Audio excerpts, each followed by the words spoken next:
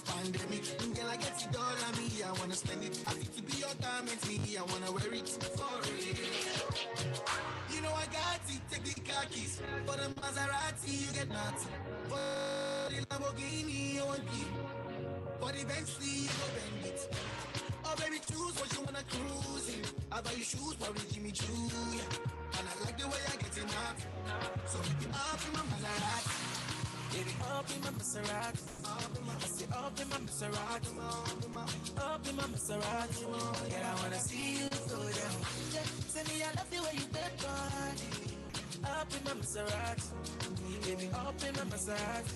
And I just wanna see you ride. Somebody needs somebody. My body needs somebody. I'm not just all I need, not all I need. Somebody needs somebody. My body needs somebody. I'm not just all I need. Let me give you butterfly. Say now you didn't miss my right. I'm on to show to civilize. Anywhere you go, I can follow. When I up the music, make it go low. And I go give you steady on the stove. Baby, don't make a finger. Shawty, I know you like to party. I'm a total bunny. Show my body shit. Yeah, baby, I'm a guy. Innocent no party. I'm gonna make you happy. Make you happy. Up in my Maserati. Make you love in my Maserati. I say up in my Maserati. Up in my Maserati. Girl, I wanna see you go down. Yeah, tell me I love the way you bend body. Up in my Maserati. Make you love in my Maserati. And I just wanna see you go down. DJ Perez.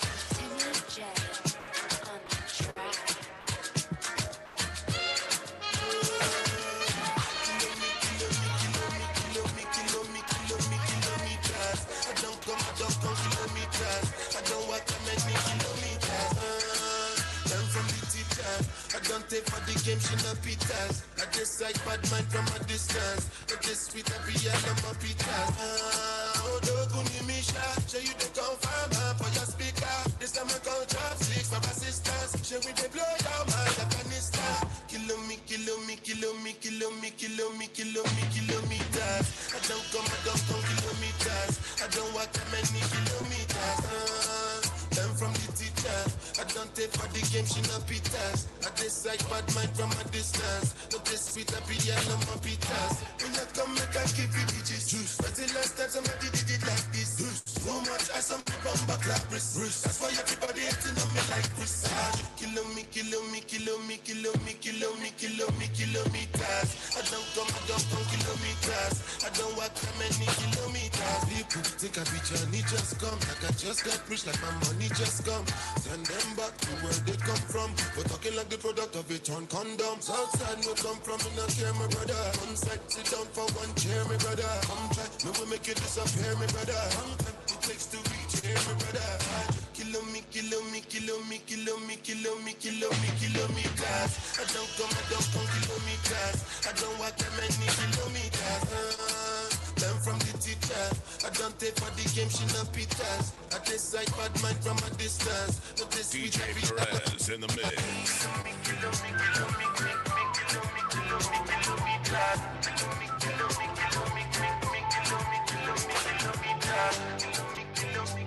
Let me show back, baby.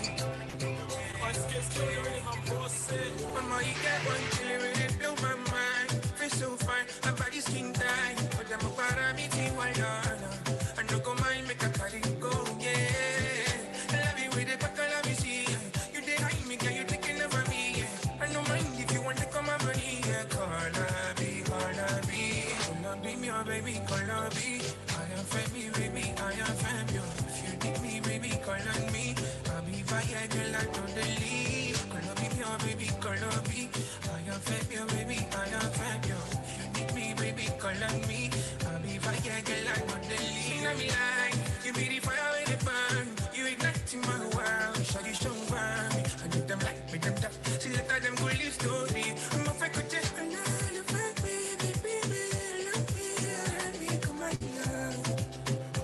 Come on, love.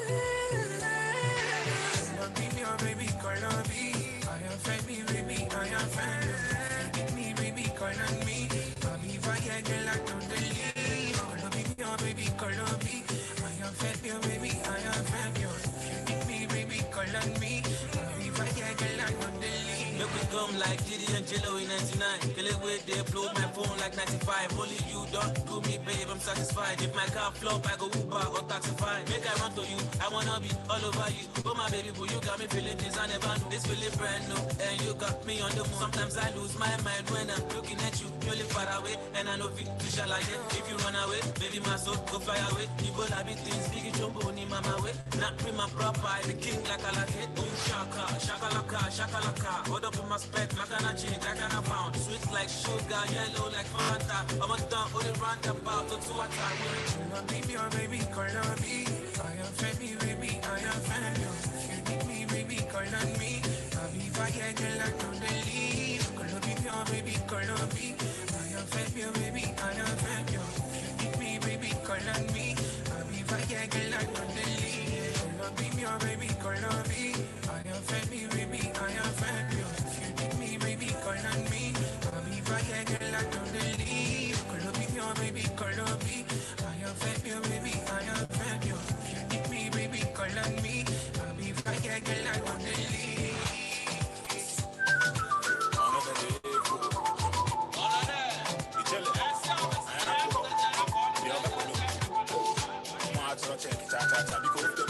DJ Perez in the mix.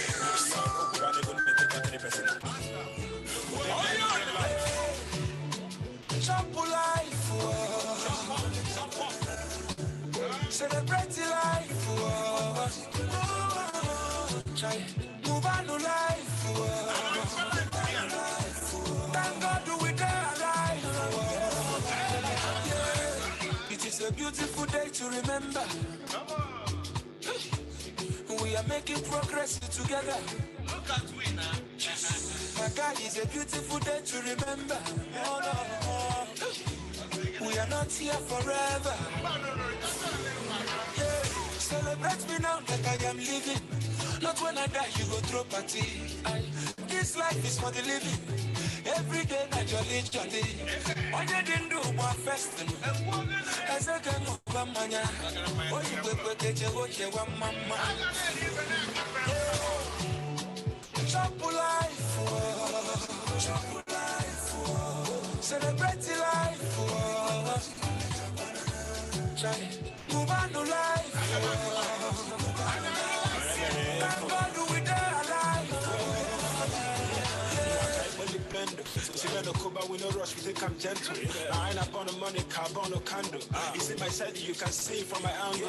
As again on the panic, you come and put your lip and win my cheese. Nick your up, put your man and maybe my cheese. Smell like the guy come back, a volume is a habit. I want some life, life and I got no be trusty. Only pity me, make you know about me. Anything we go stressing me, make it day under me. I did pray, I did fast, lessons all over me. The couple when I'm on. Okay, I'm back again. Now, officially, good morning, and let me welcome you to the 5th edition of the Lagos Digital Summit. Can I hear a round of applause for LDS?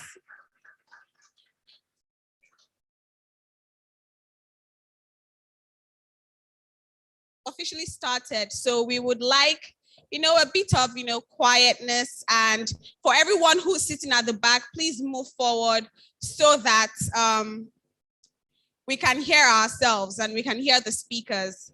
So please, if you're still standing, can you please find your way to your seats? Can you please sit? So for everyone sitting at the back, please, can you come forward? Can you move forward so that, it's more engaging and more interactive? So if you're sitting at the back, please come forward. Thank you. So like I said earlier, you're officially welcome to the 5th edition of the Lagos Digital Summit. We're glad to finally be here again. Our last edition was in 2019, but then, 2020, COVID happened. So we're glad to be here again. A round of applause for us. I'm almost tempted to say we should start jumping up, but I'm not going to do that because we're all adults here. Exactly. Because, wait, are you tired? You're tired. If you're tired, raise up your hand, please. Exactly, because I want to find out why you're tired. Are you tired of Nigeria? Are you tired of, wait, are you tired of Nigeria? Wow. Okay. If you believe that if you stay here, you will make it, and you still believe in the Nigerian dream, let me see your hands. If you still believe in the Nigerian dream, please let me see your hands up. If you believe the only way to make it is from outside, let me see your hands. Wow, this uncle from the back has been very enthusiastic about jackpine. Maybe we should change the topic. How to make it from the outside, right? But we're not going to do that because today's topic is very essential, and it's talking about digital media as a tool for business. Digital media as a tool for business. I think if there's one thing COVID highlighted is the fact that we can all work from our phones, our laptops. We can work from home and not have to stay 2 hours in traffic to do the same thing we can do in the comfort of our homes. Am I right? I mean, okay, so let me go around. But before I go around to, because like I said, this session is not just about talk and listen and jot down. We want it to be as interactive and as engaging as possible. And let me officially introduce myself. My name is Pelumi, and I'm the host for this edition of the Lagos Digital Summit. A round of applause for me, please. Okay. To know that the clap was louder than the initial one, so we are getting there. So now remember, I was talking about how a lot of us have realized we can work remotely. So if you now work remotely, if you now work from your phones, can you raise up your hands? I mean, if before COVID you were working, you had to go to the office every day, and now there's a change, even if you're going twice a week or you're going once a week. But if now it's more flexible and you can work from home, raise up your hands. Okay. Hi. See, you're going to be my assistant host too, because I'm feeling your energy. Okay, so I mean, I'm assuming we're all entrepreneurs here, right? If you own your own business, can you signify by lifting your hands up?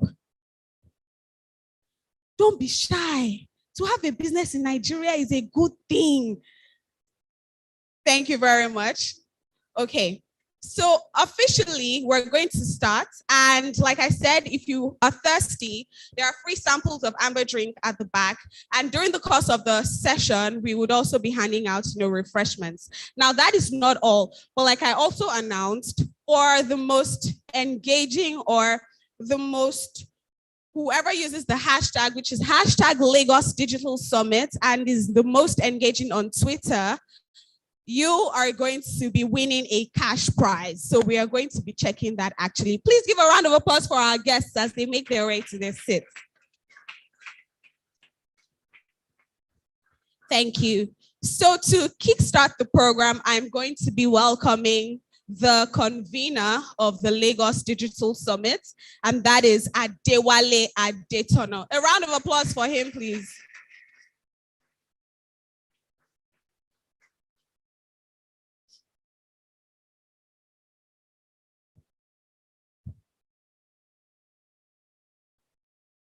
Well, we are here again. Good morning, everybody.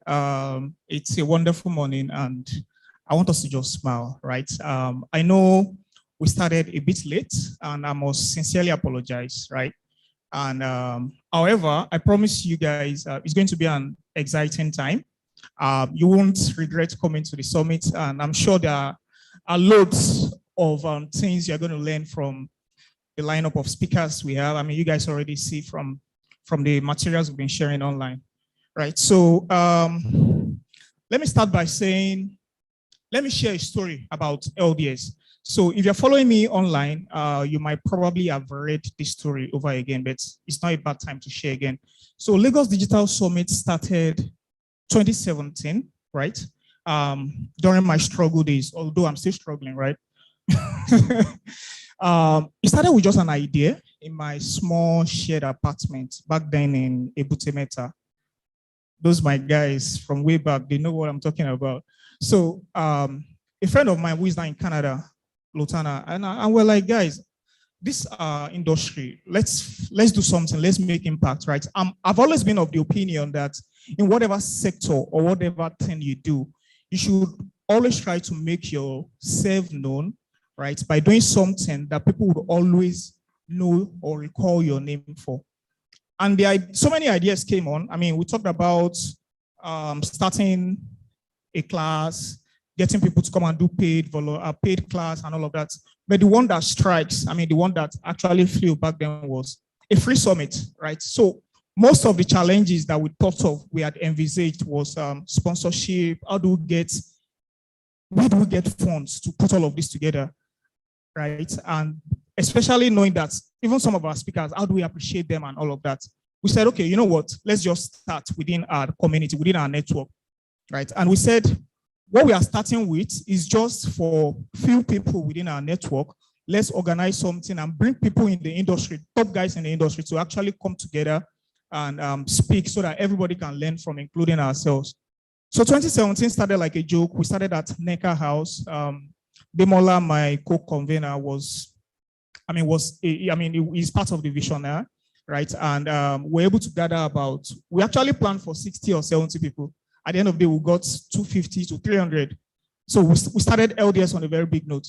2018 came, all right, and we said this thing actually blew up more than we expected. So let's do it bigger. So we started with the Zone Tech Park, changed venue, brought A-list speakers. I think 2018 was when the likes of Arole, Femi Bakre, and then Frank Donga actually came. Yeah. So I mean, it was an exciting journey. Then 2019, we went bigger. We did the same all. And for 2019, one thing about LDS is we've been privileged to have a wide array of speakers who are renowned, speakers who are very good, speakers who know what they are doing in their industry, right? We've been very privileged. I can tell you for a fact, we've had 2 top guys from Google West Africa be on the panel of LDS. I think 2018, we have Felicia Otolorin. 2020, during COVID, we had Taiwo Kola Ogunlade, their head of PR, right? And of course, the line of speakers that we have for this edition, you guys already know about them. So, so far, people will ask me, or they will ask any of my guys, what has the impact been? What have you guys achieved with LDS? Is it just an event to just gather people, drink and bar, sit down, take pictures and all that? And I've been like, so guys, for many people that are following me, I've shared so many testimonies. I shared one online. One guy tagged me on LinkedIn. He said he attended LDS in 2019. He saw the flyer on Twitter and he came all the way from Ibadan. When he was coming, or when he saw the flyer, he had just 2,000 naira in his account, right? And he found a way to raise about 10K to come all the way to Lagos. And during the event, he was able to just not learn, but also network with great minds in the industry that have taken him. I've brought him several projects, digital projects. He's been able to work with UN. The guy said he's worked with Andela. He's worked with several other people, right? And even for our speakers, right? And this is for you guys here. I can assure you that your profile will not remain the same after LDS. I can bet you. This is not a pastor, right? And I can attest to that. There are so many people that have spoken on this podium since 2017. I know someone personally that was privileged to be on this podium 2018. Immediately after LDS, people from one of the top banks, one of the red banks in Nigeria, poached her, and she started working in their digital team as the lead up till now. Even some of our other speakers that started, there's been a very big career transitioning. I know one guy that used to work in health tech. After LDS as a speaker, I transitioned to fintech, and he's a top guy in this industry now. That is not just that. Even for us as organizers, there's so many things we've been able to pinpoint to say after LDS, there are so many things I've applied for that even with that, before LDS or before now, the recognition wasn't there, right? So all in all, I think it's a platform for learning, for growth, for networking, and for making impact in all ramifications, right? So I won't stop there. What you are seeing today and what you are seeing since 2017 wouldn't have been possible without the likes of Joshua Stanley, Demola, everybody that has been working with us on this team. I might just be like the brain behind it or the strategy guy, but people will say, no matter how good your strategy is, execution, if your execution is not, is bad, your whatever will be flawed. So I give it to them, and this is me saying a very big thank you to everybody. I would also like to appreciate my wife for her support, especially during the COVID period. When COVID started, I said, thank God, though, this one that we don't even have speaker, and we don't have sponsors. COVID has given us an excuse not to do. And she was like, no, Wale, that is not the way to go. Consistency is key in this life. Just try and do this thing online. You're not spending money. The only money you're spending is Zoom money or whatever. Just spend money. Thank you. Just do Zoom subscription. And at the end of the day, we're able to do the 4th edition of Lagos Digital Summit. And here we are for the 5th edition. I remember 2017, one of our speakers, Ali Giwa, the guy in the police force, their PRO, or what is he now? When he shared his experience and about how the Nigerian police force are grossly underpaid in 2017. I'm trying to speak to some of the things that has happened in LDS. In 2018, when Wole Arole talked about using WhatsApp for business, even me then, Wole Arole said, you are doing small business. You don't know how to, you don't post on WhatsApp. Nobody is seeing your status. You are not, the people within your immediate community, your family, they don't know what you are doing. What is your WhatsApp for? Is it just to send broadcast? You will die today if you don't forward this. If you don't, no. And even for me, ever since then, I've started taking WhatsApp for business very serious, right? And I can attest, for several other people on that panel there. Then I think 2019, when Felicia from Google came, Felicia talked about their journey into helping SMEs, their Google funds for startups and all of that. And so many people that were into startups, tech startups, keyed into that, and they can, some of them are actually doing very well for themselves now. So all in all, LDS has been a blessing. And I want to thank everybody once again for making our time to come here. And let me talk about what we do as Mostadels Media and Exposing Nigeria's organizers. For us, we don't just do events. We are popularly known for organizing Lagos Digital Summit. So it's just like football. When you have Ronaldo and Messi, they are both popular, right? But one is more popular than the other. Ronaldo is more popular and is the better player. We agree? Messi fans, if they catch me outside.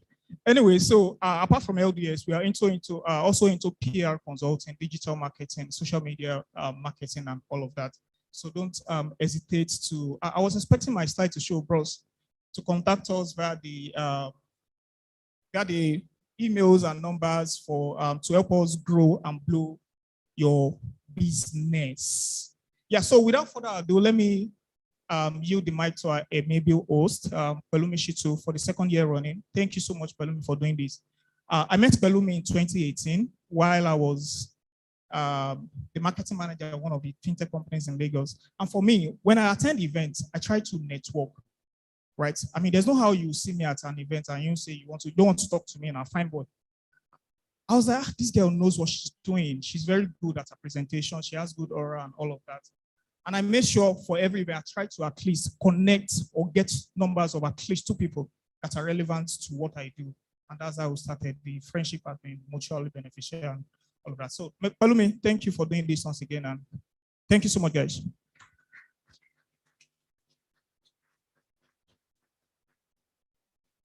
I need to wipe my tears. That was so emotional. Thank you, Wale. Okay, so he talked about networking, and I think it's highly important, when we come to events such as this, to get to know at least, like you said, 1 or 2 people. So what we're going to do now is a very short, very small exercise. So you're going to turn to your left. So turn to or talk to the person on your left. Talk to them. Say hi. Be nice. So be nice. So before someone will say, who are you? Be nice. Talk to them. Ask for their names, what they do. So do that to your neighbors on your left, on your right.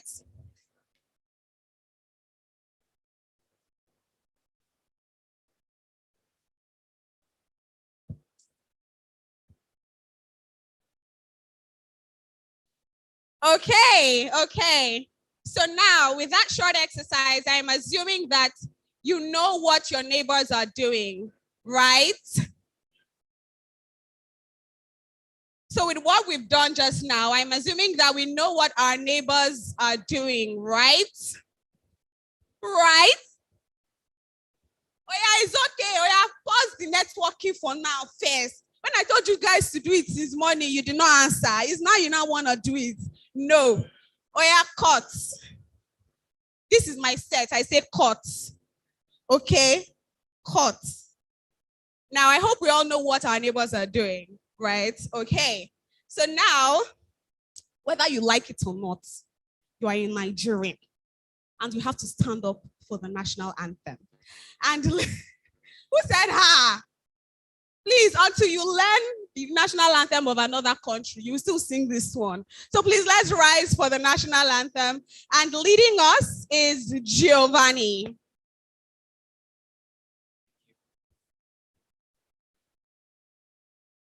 Thank you. Good morning. Shall we all rise as we take the national anthem? God bless Nigeria. Amen. Horizon compatriots, Nigeria's call, obey to serve our fatherland with love and strength in faith, the labor of our heroes past shall never be in vain. To serve with heart and mind, the nation bound in freedom, peace and unity. Oh God, creation, direct our noble cause, guide our leaders right, help the youth the truth to know, in love and honor to grow and live it just and true. Great love he high attain to build our nation well, peace and justice shall reign.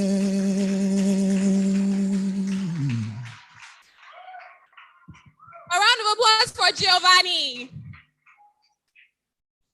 May we all have our seats. My prayer is that Nigeria will be as sweet as the anthem you just sang.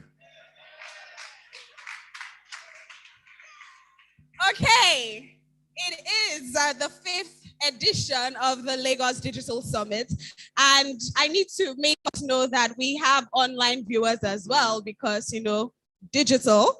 So please, let's give a round of applause for our online viewers. Let them know that, you know, we see them. Thank you for joining us online. Thank you for using your data to watch this. Your pocket will not run dry. And for every single one of us here who has used that, in fact, a round of applause for yourselves for being here today. You deserve all the accolades.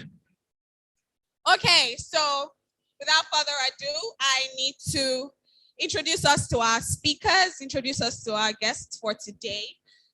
We have Elsie Godwin, who is a media personality and communications executive. A round of applause. We have Imo Umoren. I always see his comments on Instagram, but okay. He is a Nigerian filmmaker. A round of applause for him. Of course, we have our very amiable Tolani Badge in the building. I don't need to introduce her, do I? She is a vlogger, a content creator, and of course, ex-BB Niger contestant. And then we have Collins Seke. I hope I pronounced that right. Right? Okay, so he is a radio broadcaster and a media consultant. A round of applause for him. And of course, we have Naomi Mack, singer and The Voice Nigeria Season 3 contestant. A round of applause for her, please. Then we have Mr. Macaroni riding on a bicycle, but he's not here yet. But a round of applause for him all the same. Then we have Oti Okubenje. Lord, I hope I said that right. Oti Okubenje. He is the VP Growth Marketing Terragon Group. A round of applause for him, please.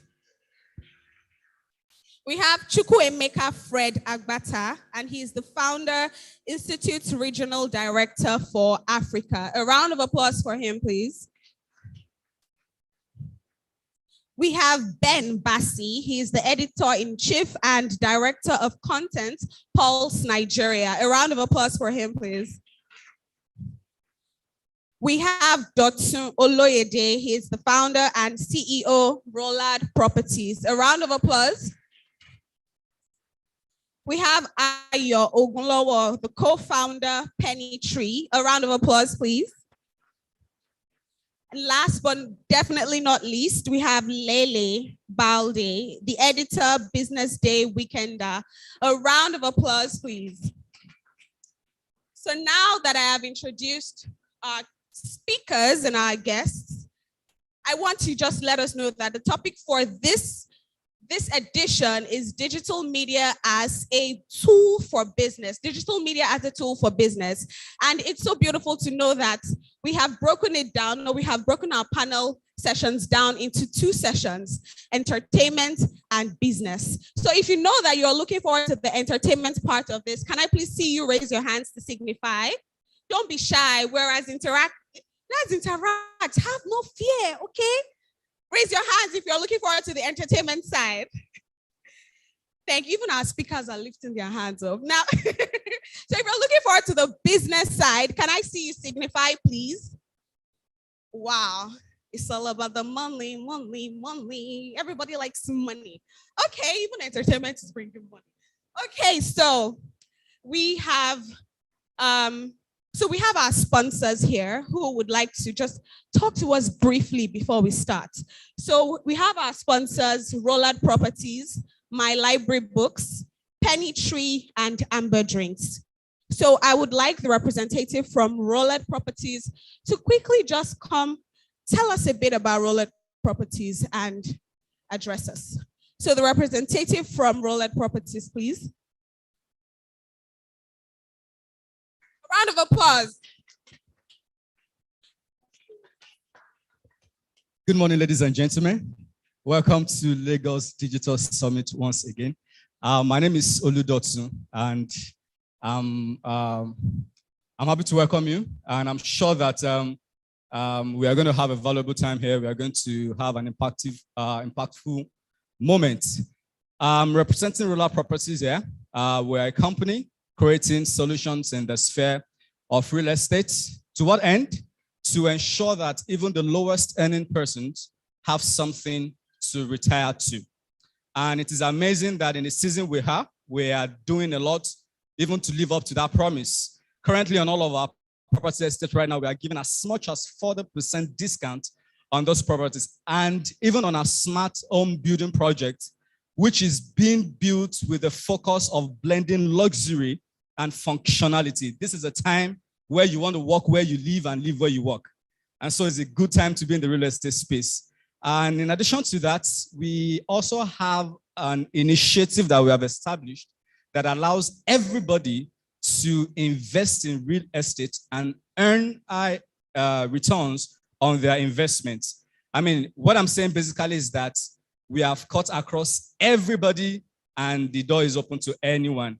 So I'm not here alone. If you look to your back and to my far right here, I have an amazing set of people who are the team from Lord Properties. We are here to answer your questions. We are here to give clarifications where needed. And more importantly, we are here to present you the same solution that we have given to over 2,000 people in Nigeria and beyond. Once again, I welcome you to Lagos Digital Summit, and I hope that you have an amazing time. Thank you very much. Thank you very much for that. Can I have the representative from My Library Books come address us, please? And while she's coming up, the representative from Amber Drinks, please get ready. Thank you very much.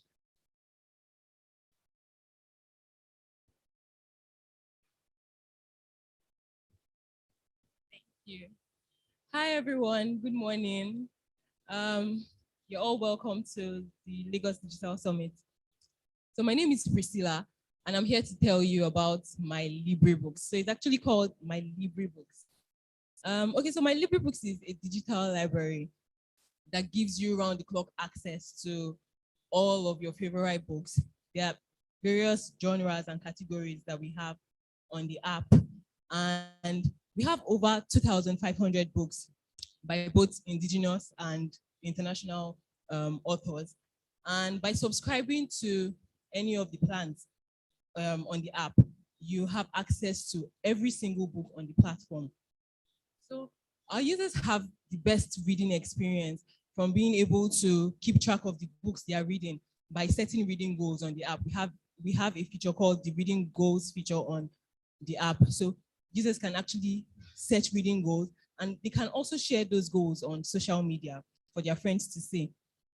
Then users can also download as many books as they want in-app.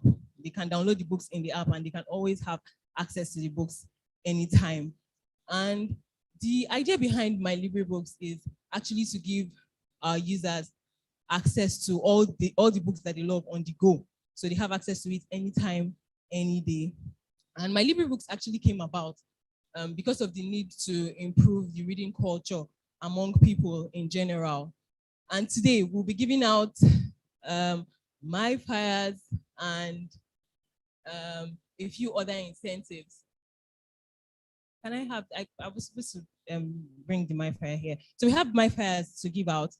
And for the MyFires, we'll be selecting some lucky numbers.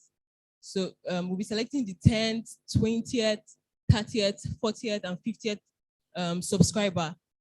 Those are the people that will be winning the MyFires from us today. The MyFires are actually from MTN. And then if you subscribe to any of our plans and your number doesn't fall within any of the numbers I just mentioned, you still stand the chance to win the other incentives that we have that we'll be giving out today. Our subscription plans are quite affordable. We have, they are called the Lone Ranger plans, and they include the monthly Lone Ranger plan, which goes for 8,000 naira for a month. We have the quarterly Lone Ranger plan that goes for 2,500 naira for 3 months. Then we have the biannual Lone Ranger plan that goes for 5,500 and it is for 6 months. Then we have, lastly, we have the annual Lone Ranger plan that goes for 11,200 naira, and it gives you access for 12 months, for a whole year. So you can download My Library Books app on Google Play Store or on App Store. All you need to do is just search for My Library Books, and you'll find it on either App Store or Play Store. And once you have installed the app, you can go ahead and create an account, then ensure you verify your account. You receive an email from My Library Books, verify your account, then you can proceed to subscribe to any of the plans. So we'll be announcing, or we'll be giving out the incentives during the sponsors exhibition. You can visit us at our stand over there, just straight ahead. And you just show us your proof of subscription, and then you stand the chance to win any of the incentives we'll be giving out today. Once again, I welcome you all to the Lagos Digital Summit. Have a nice time. Thank you very much. So we have a quick video from Penny Tree. So please just sit back, relax, and enjoy as the video plays.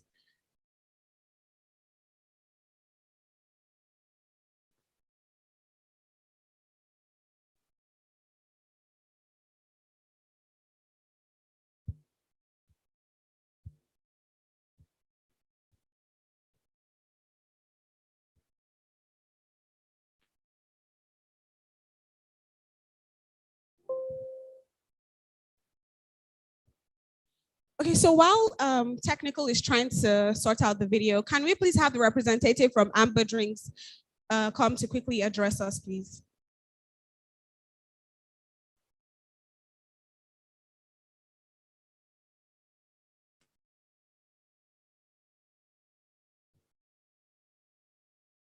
Thank you very much. A round of applause for Amber Drinks. Thank you very much.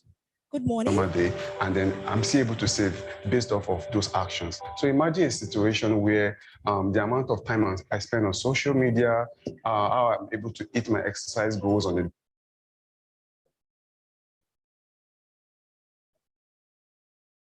Good morning. Good morning, everyone. Okay, I want to say a big thank you to my management. That's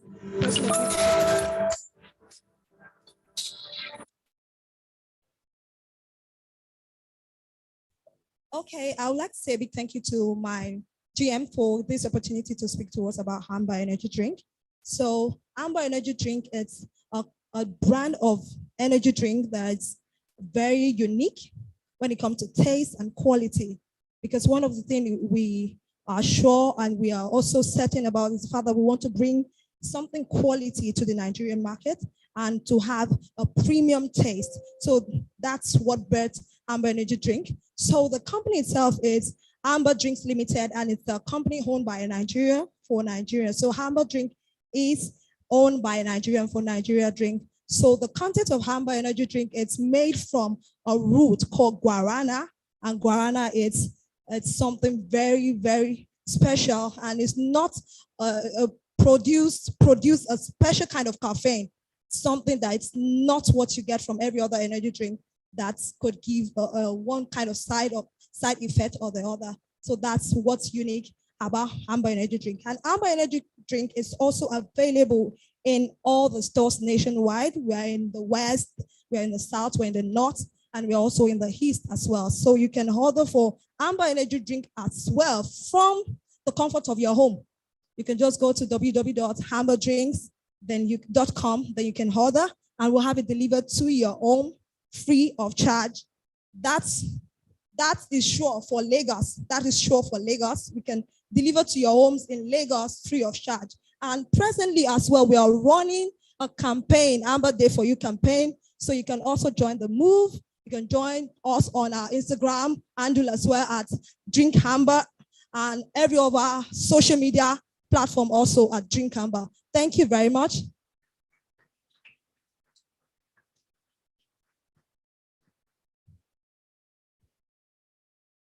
And now the video from Penny Tree.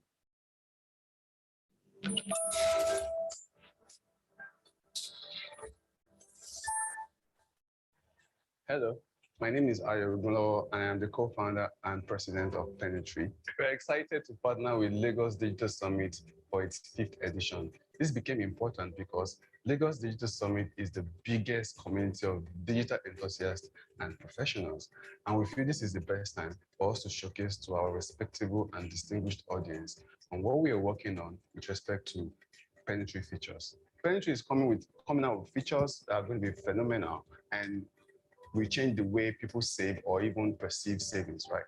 So what we are doing is to integrate lifestyle and finance and make it mutually inclusive. So what does this mean? It means I do not have to feel the need to think about my savings. I can just live my life, run, do the things I do on a normal day, and then I'm still able to save based off of those actions. So imagine a situation where the amount of time I spend on social media, how I'm able to hit my exercise goals on a daily basis, or where I go within the city, or whenever I take Uber or Bolt, that determines how much I save. Isn't that interesting? Yeah, it sounds fun. So what we have today is where you have to lock your funds, lock your savings in vaults, personal vaults, have target savings for JAPA, for your marriage, towards different goals or milestones in life, and that is there by default. And we also allow you to make payments, to make bill payments, like to buy airtime, pay for a TV subscription, pay for power. We have all of that, but we are taking it a step further, and this is going to be one of its kind in Africa, right? So we are looking to launch on December 1st to give you an MVP. Why is this important? It is important because we also want you to give us feedback, like let us know what we are doing right, what we are doing wrong, and how we can better improve on it. Hence why we are coming with an MVP for everyone to have access to the app. So you can join our waitlist. Just visit mypennytree.com and just join our waitlist, and we're going to reach out to you immediately. Thank you.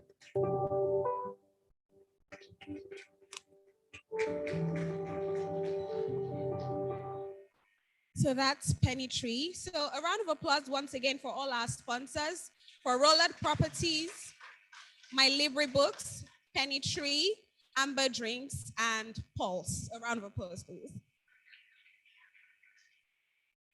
Now, remember the topic for today is digital media as a tool for business. So I want to speak with like one or two people to find out. I mean, COVID happened last year, right? And it enhanced the need for digital media. So I really want to just find out our experiences or so far what we think about digital media. So I'm going to go around and just have a brief chat with us. Hi, how are you doing today? Fine, thank you.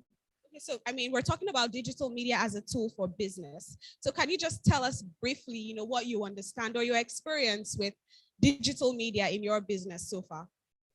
Okay, as a fashion designer and a research writer, what I really experienced during the COVID period was that if you were really going to be in business, you had no other option than to utilize social media. And you found out that a lot of things that you could do on a one-on-one interaction wasn't really working again. People wanted to be safe and stay safe. So we just had to fall back to all the social media platforms to push our product. And I think it's a good one. A round of applause for her, please. So now I think I'm just going to ask if you have anything to say concerning digital media before our speakers, take to the stage. Just raise up your hand. Let me see before I just put my mic in front of anyone. If you have. Okay, so I'm going to, okay.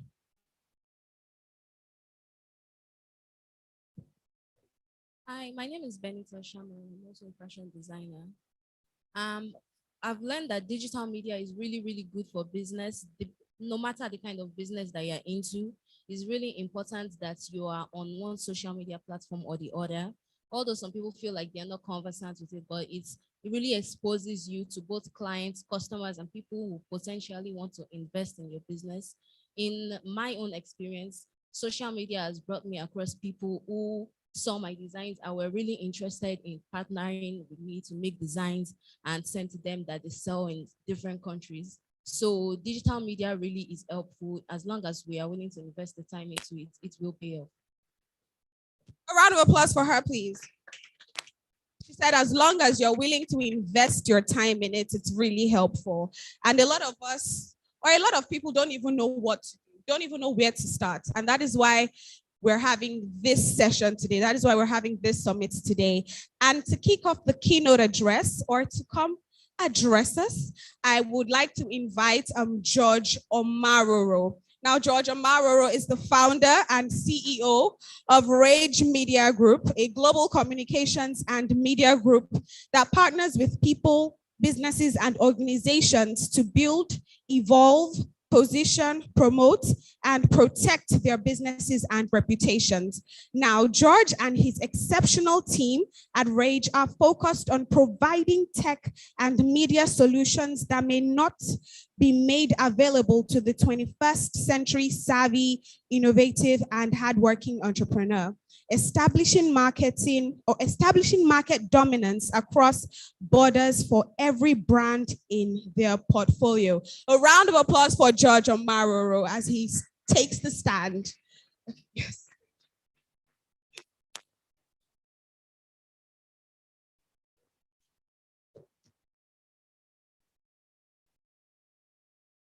Morning, everyone. Good morning. My name is George, and I work with Rage Media. I consider it an honor to be here today. I would like to appreciate the organizers of the LDS Lagos Digital Summit, Wale and Adimola, for inviting me over all the way from Abuja. Thank you very much. And I recognize the presence of everyone on the panel.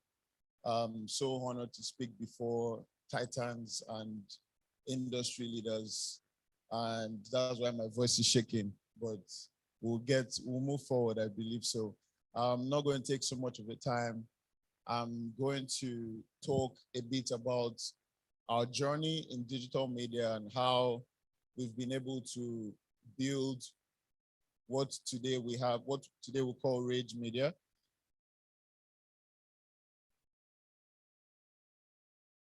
Can you hear me, please? Okay. So I was saying that I was going to talk about our journey so far and how we got to where we are, and then just a few things about digital media, which I feel would benefit you and help you, as you build your business or your career in the media space. Funny thing is, Rage Media is about 5 years old.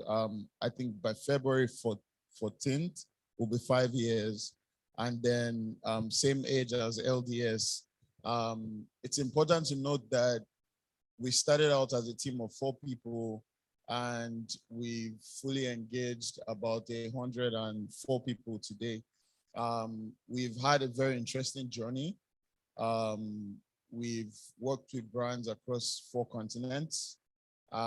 We've focused more on building profitability than popularity. We've engaged with key opinion leaders and all of that, across sectors. We've worked across industries like the automobile, the beverage, the real estate, the tech, the finance, and all of that. So over time, we've built competence in the digital media space. But all of this started from running ads on Facebook, which is where I'll start my story from. It was just something I tried with Ford. I used to work in an agency called, at that time, it was LTC JWT, but I think now it's just LTC at Motorways. And then I was 19. This was 2011. And so my boss told me to run a campaign for Ford. They were launching the Ford Focus Relay. Very, very, very interesting campaign. We had Manny, God rest her soul, Tosin Bucknor, IK, and then someone else, I can't remember right now, come on as influencers. And then we did this race, this marathon race across Third Mainland Bridge. And so we got content and then sponsored it.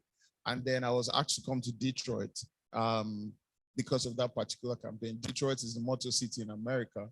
And from there, I just realized that because I had a very, strong passion for strategy. So I would sit down and do plans and all of that. But I just realized that there were more opportunities for me in running ads. So basically that was it. It was like, okay, let's run ads on Facebook and all of that. So while I was doing that, I got an opportunity to do some things for Reckitt Benckiser. So we moved to Dettol, Durex, Harpic, and all those brands. And we did some campaigns. From there, we moved to Chivita. And I just started, gaining a lot of experience in Facebook ads. Now, this is 2011 I'm talking about. 2011, 2012. If you were doing anything in digital, you were big on Facebook, right? Because Facebook at that time had about 10 million, 11 million people. And that was the biggest social media platform in Nigeria. The Google ads were catching on. Mobile was still very low and all of that. Somebody said here that, digital media became very big last year and all of that. Digital media accounts for just about 20% of the entire advertising spend in Nigeria. I'm bringing an awareness to the fact that this is growing because it was about 17% before the year 2020. So it's come up to about 20.4% of the entire 193 billion naira, which is spent on advertising in Nigeria. So yeah, there's a growing concern, there's a growing call for it, and it's important for us to position ourselves as professionals to understand the space and then maximize it. So I started doing all of those ads, going back to my story. And then whilst doing all of that, you know, I started growing competence and discovered the need to set up something. I chose not to set up in Lagos because Lagos is filled with red sharks. So I ran to Abuja.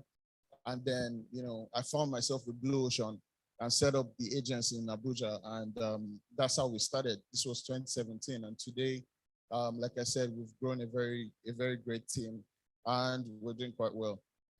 So I would, you know, talk a bit on a few facts. I don't know if my slides are available, so I can just run through them. Today in the world, we have about 142 digital media platforms. Don't begin to think about them. There are lots. Everybody in one tech space somewhere in different countries are coming up with different innovations, building something and all of that. I'm sure someone here is also building something, a social media platform for interactions and all of that. It's a lot, right? There's a need for us to be focused on what will work and what works best for us. There are about 4.48 billion internet users all over the world. And then approximately 43 million social network users in Nigeria.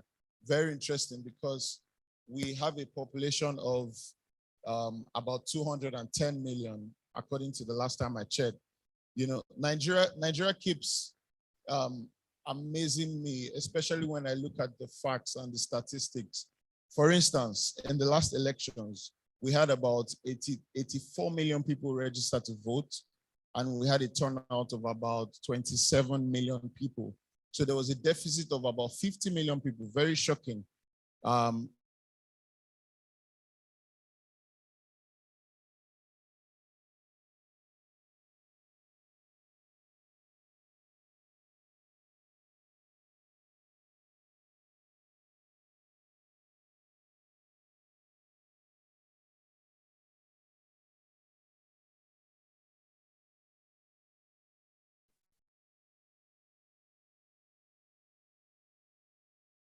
Engaging people because our mind space is different, our worldviews are different, the way we see things, the way we perceive things, the way we interact with things, they're all different. So you can't just use one frame to talk to everyone. In 60 seconds, a lot happens on the internet. I wish you could see the slide, but it's not there. But so much is happening, so much is going on. As we're here, some people are tweeting, throwing messages here and there.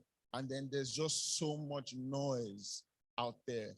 And what stands you out as a brand is the ability to filter through the noise and then still be heard, right? And so everyone is talking, but you need to say something distinctive that would get attention, that will get people to pay attention to you. That is the big task. The average person spends about 3 hours just on social media every day. So now this is probably the average busy person. I look back to my days in lockdown. I would say I spent 10 hours on social media every day. Yeah, it was, I mean, that was the time I became really overweight. I think I was like 130 kg. Just really sat down. Everything I was doing was social media anyway, my work. So that was my excuse, right? I work on social media, so I spend my whole time there. But yeah, you get it. A lot of people spend time there. People are gradually migrating to the digital space. There's something big that Facebook is working on, which would define, you know, the next 30 years, for instance. In 30 years, nobody will be planning on going to driving school, you know. Why? Because they're automated cars. I would just get into a car and then say, take me to, you know, Lekki, and then the car is going. So those are the concerns that maybe my grandchild will have, you know, thinking about, you know, getting an automated car and all of that. Wake up in the morning, put on the Oculus, and then they're in another universe. I saw a video where you can actually download knowledge from the other person. Is a technology that has been worked on in China.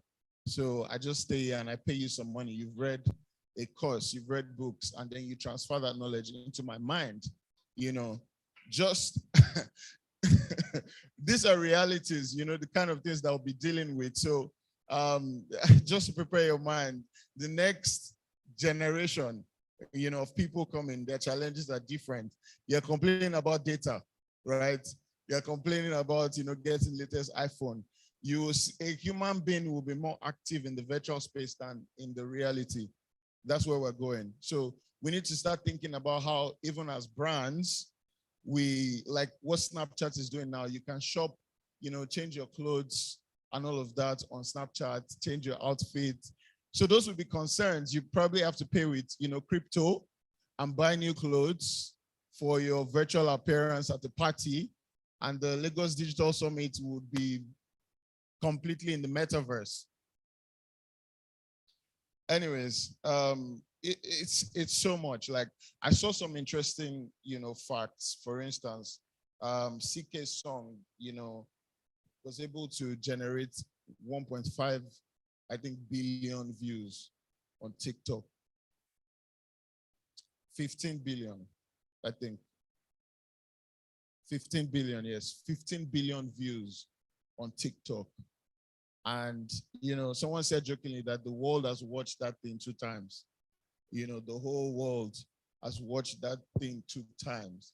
You know, this song, I'm sure you know what I'm talking about. Love One TT, yeah.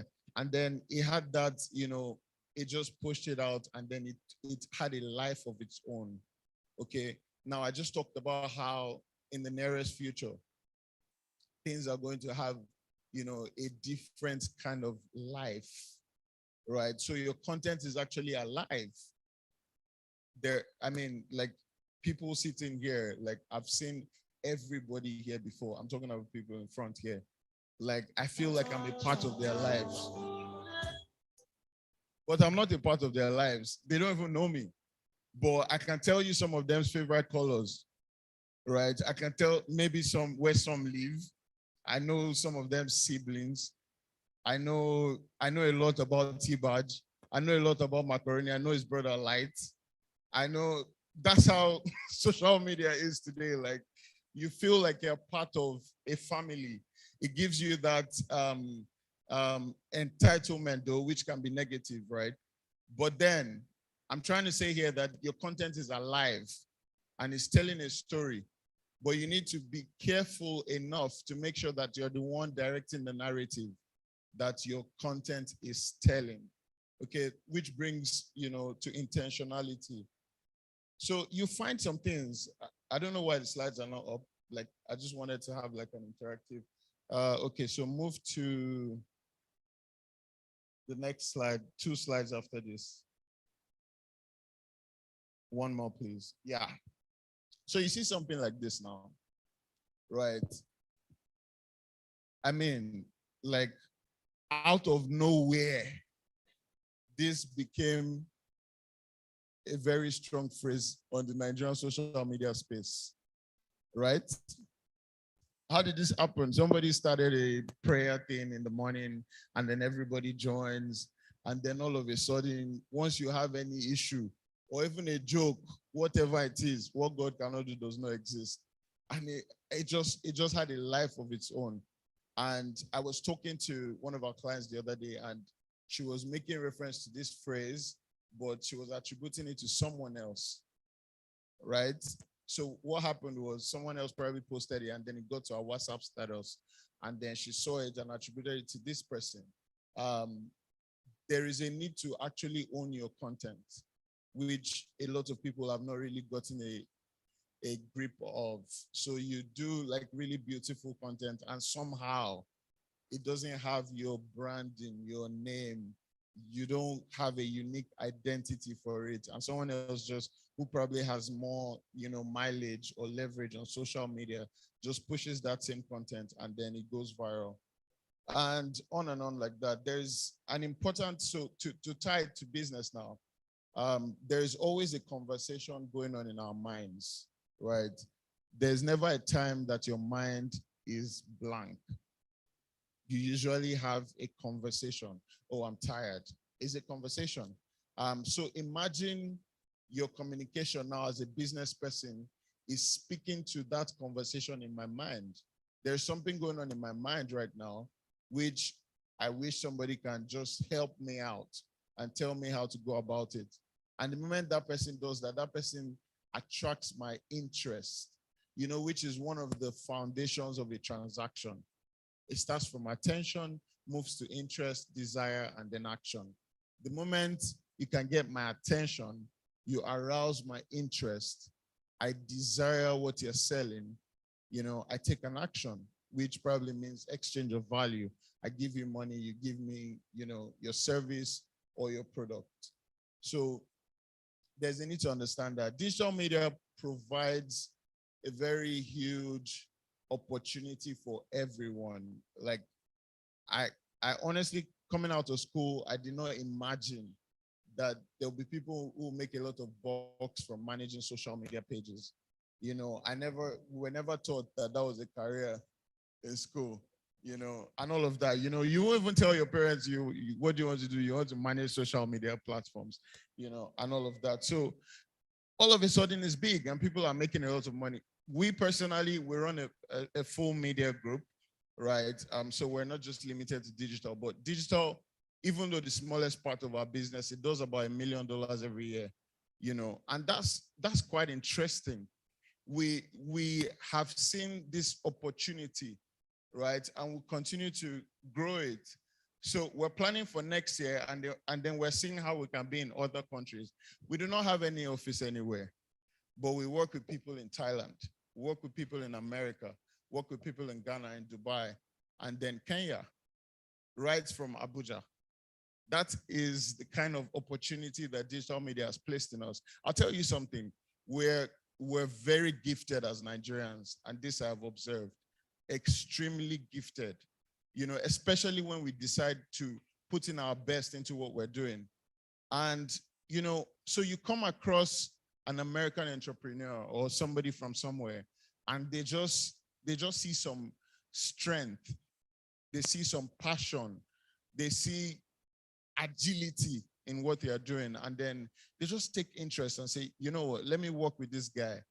It's almost that simple. But what did I do consistently?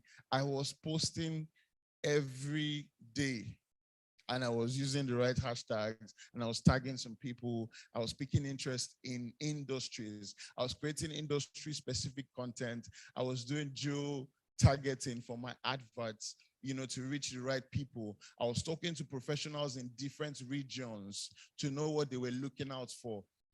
I saw a gap. What's the gap? If you had to pay a team in America, to manage your social media content and all of that, you're paying in dollars, and it's quite a lot.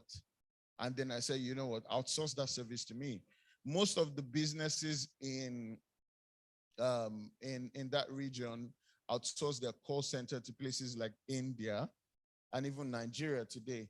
So there's that big external market that everybody here can leverage, And so in 2020, when the whole COVID thing happened and business shut down and all of that, that was when my brain started working, and I started thinking out of the box, looking out of Nigeria.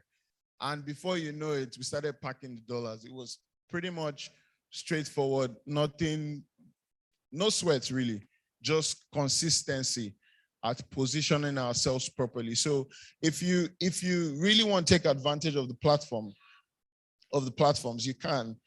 It's very easy, and you just have to stay focused because you're not restricted by any geography and all of that. There is this temptation that comes when you're, building your platform and your content.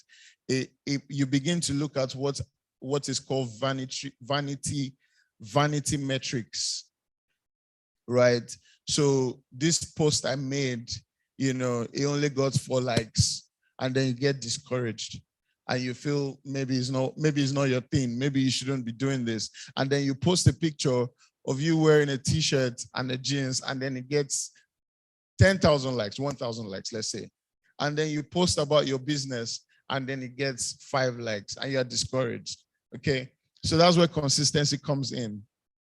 I stayed true to pushing out my work. Even if I had to use myself to push out my work, I continued doing that. I was very focused on one thing. I knew who I was trying to talk to. I wasn't trying to talk to, I mean no disrespect. I wasn't trying to talk to the Nigerian social media audience. If you liked my post, that was fine. But I wanted some particular people in some regions to see it, and that's where I was going. So I kept pushing out my stuff until it started converting. So you probably go through the post and you see maybe 1,000 likes, but that 1,000 likes has made me, cool cash is what I'm trying to say. So I took my mind off the vanity metrics, which is usually a limitation for a lot of people from my interaction. So you should focus on what is called actionable metrics, which is conversions. I talked about the action before. How much is going to be spent, because of that post? How is that going to reflect on your bank account? You're a business person, okay? You must keep that at the back of your mind.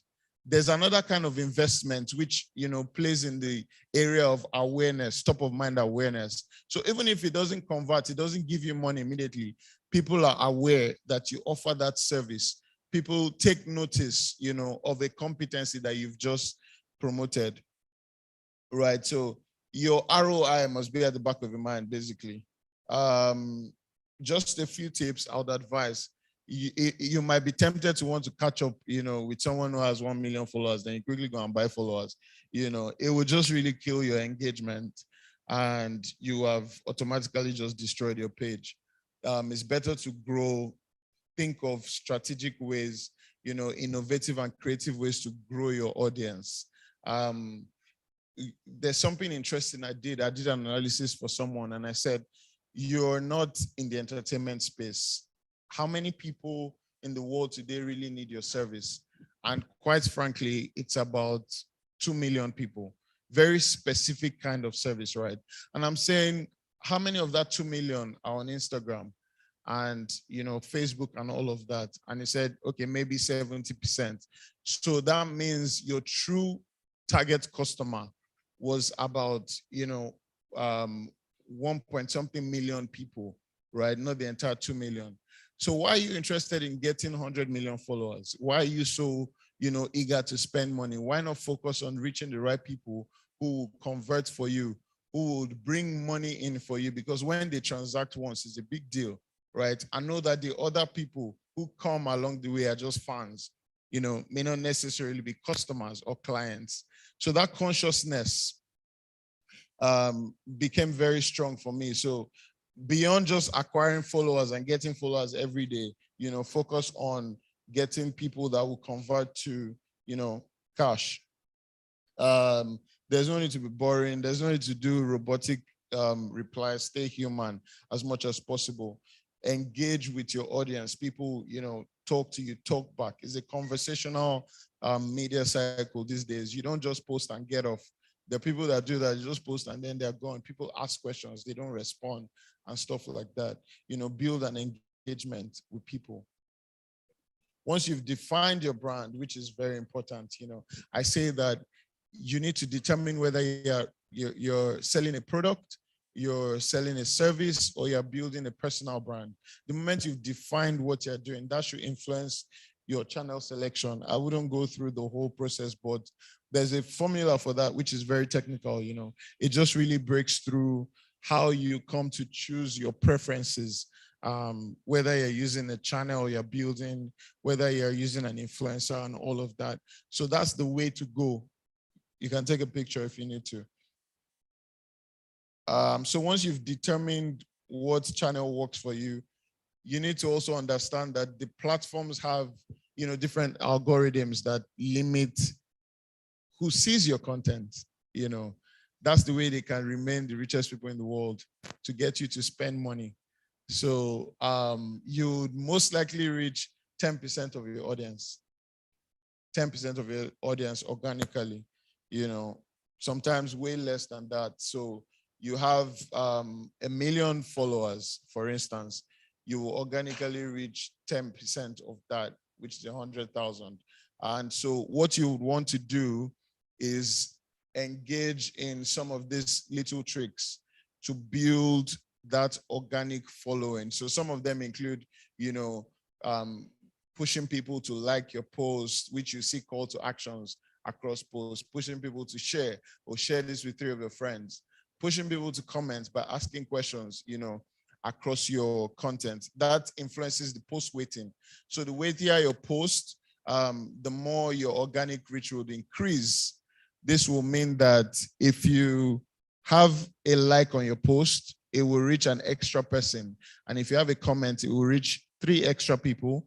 And then if you have a share, it will reach 5 extra people. It's just, a technique. So if you observe from your back end, if you check your analysis, you will notice that you can see posts that have more comments, more shares, will have a wider reach, will reach more people. So by the time you check accounts reach, you see a lot more numbers. But the ones that people just scroll through would not reach as much people as the other ones would reach. So definitely, you need to master the tricks, of algorithms. Today's consumer is always on. We're more interested in low friction and immediacy. How can I get this really fast through a very easy process? I don't want to go through the stress of, having to queue up and do all of those things. Today, I want this need satisfied, and I want it satisfied really quick, right? That's the mindset of the consumer that we're dealing with, especially in digital space. And having that awareness at the back of your mind, you need to really engage with them in that manner, okay? Rather than just focusing on providing a service, focus on providing a service in the way that they want to be served. Because if you serve me in the way I want to be served, I'll be satisfied and most likely return with someone else, which is a referral, right? So you find that a lot of businesses have built their models around convenience and ease. So like an Amazon, like the Uber and all of these guys really just built a business around being middlemen who make it easy for you to, satisfy your needs. I even built a business around that too, which happens to be like our biggest cash cow in our group. So look at your space, look at your industry, look at your category as a business, and then define how you can make it easier for people to access, your products or services. Of course, like I said, know your audience, jump on trends. Trends will help you get visibility. We've not really been able to prove how much conversion that will bring, but visibility. So in terms of what I mentioned as a metric, which is top of mind awareness, trends will help you do that a lot. There is also a concept, called search online, buy offline. So a lot of people give excuses and say our e-commerce shops are not selling as much as our mom and pop stores or our physical stores and all of that. But you see, the average person relies so much on their devices that they will go and search about you, even if they're going to buy in a store. So there was a research we pulled off last year, where we had someone walking through the aisles and observing what people were doing, and then people had screenshots of different things they wanted to buy. So they had gone online to check out the products, right? So while they were walking through the aisle, they will look at this, oh, I've not got this, and then they pick it out. So while you think that people are not buying from you online, they are buying from you offline because of what they found about you online. So the internet space still remains very valid, even if your business is, not essentially e-commerce driven. Important thing is to sell. As a business person, you don't come on the internet space and then just show off your clothes, show off your shoes and all of that. Sell something, convert that time to money. Make sure that you're getting leads, you're engaging in conversations with people that, will potentially buy from you. Collaborations are big. Even platforms are beginning to push for collaboration. So you find that you can make a post and it appears on 2 people's platforms right now. So don't isolate yourself. I mean, look for someone who maybe not necessarily competitive, but complementary to your business, and then collaborate with that kind of person and push out content. The number of users on the internet will keep rising as I close. So it's important that we begin to pay attention to the internet space. Get ready for evolution. I talked a lot about what Facebook is doing and how that is going to be big and really big. And then what Twitter is doing, what Snapchat is doing, what TikTok is doing, and all of these guys are building platforms that are future ready, and that's how I'm going to end this session, by asking you a simple question. Whatever you're doing today, are you truly future ready? Are you thinking about how this will matter in 20 years? You might be thinking like, I'm not even able to feed right now, so why am I thinking 20 years? But you see, that's the power of something that's called visionary thinking, is the fact that even while I'm building something now, I don't want to come back to this same spot in 5-10 years. I want to build something that will be able to last, for 30 years, 40 years, and all of that. So as you're thinking about your business, as you're thinking about digital media space, consider the next few years and the big innovation that's coming, and prepare yourself for it. Thank you very much for your time. Once again, I would really like to appreciate the organizers of this summit and to say a very special thank you. Because I'm a private person, I wouldn't say so much, but I would like to make a commitment to become a partner to support this cause every year. Thank you very much. Thank you very much, George. Do we have questions for George so that we can take that quickly? If you have questions, okay, so we have one person. Any other? If you have a question, please raise your hand up.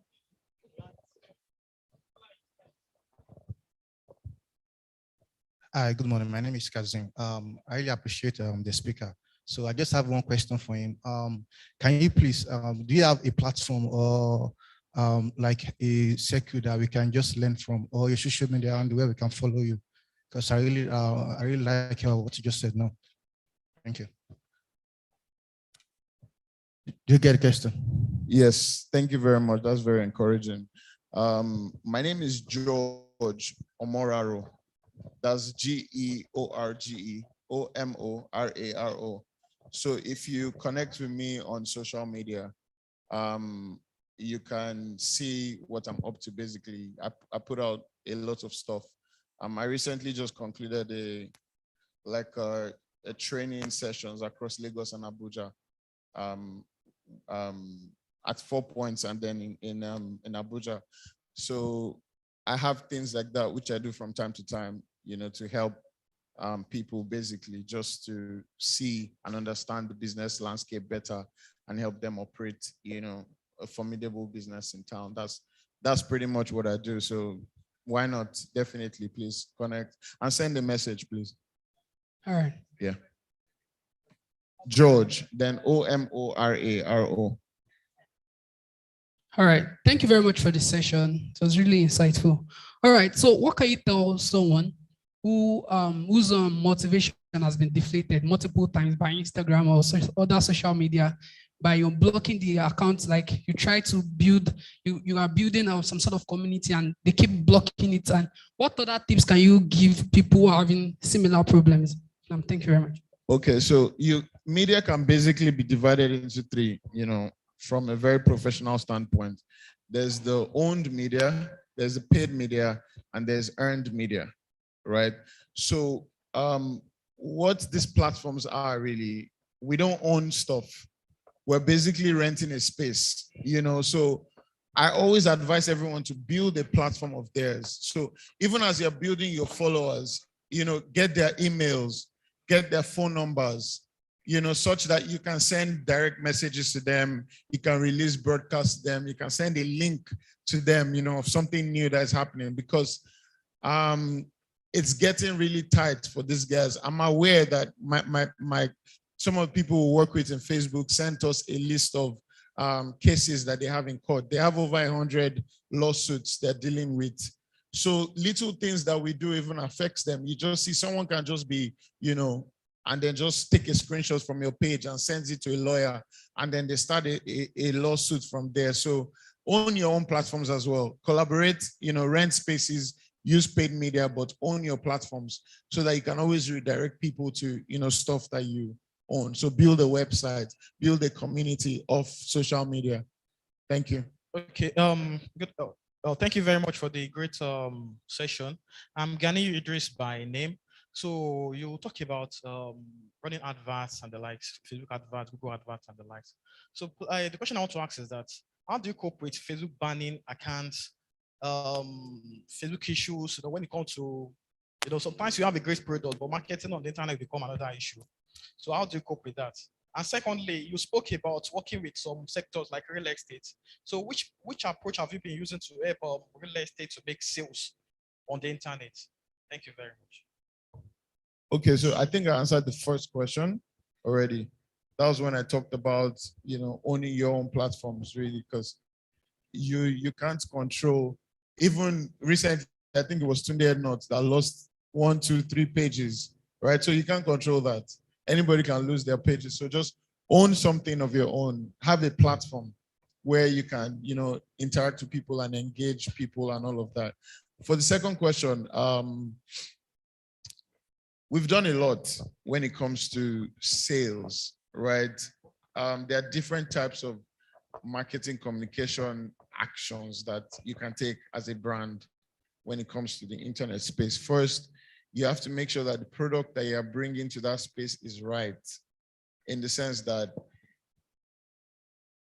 if you're flogging a Rolls Royce advert on Instagram, don't expect to sell 1 million pieces. Do you understand what I'm saying? Like, don't expect to sell 1 million pieces, because they don't even have the capacity to buy off that product, okay? So have faith that you sell 10 if you're flogging the advert on Instagram. I'm talking about Nigerian demographics, right? So the first thing is to rethink your product, right? Look at how I talked about ease and convenience. How can you redesign what you're selling to make sure that is accessible to the kind of audience that you have, online? So the moment you can do that, there are lots of things people have these days, payment plans, co-funding, and all of those things. Redesign the product in such a way that the average internet user can afford it.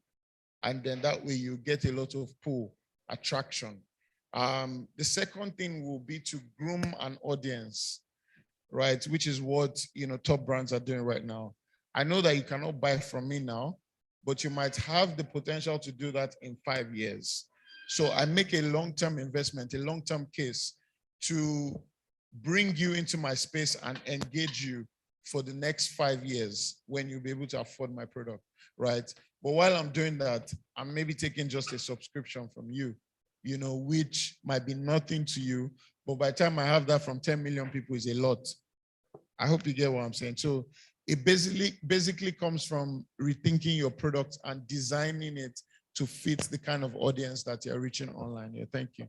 Okay, a round of applause once again for George Omaroro. Quickly, I would like to invite on stage Wale Adetono, Talk by Adetono and Demola, to present our keynote speaker with a thank you gift.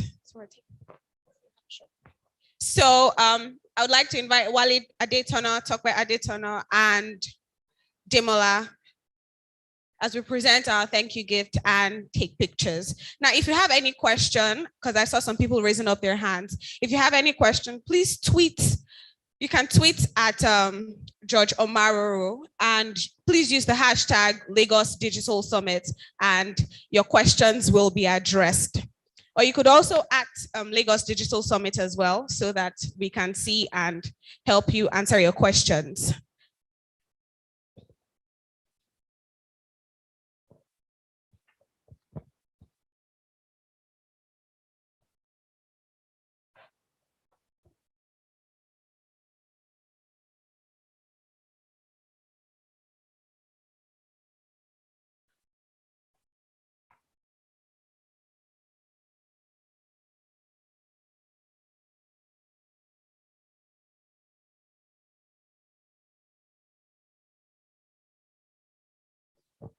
A round of applause for them as they make their way off the stage. If you're enjoying the Lagos Digital Summit so far, please a round of applause for yourselves.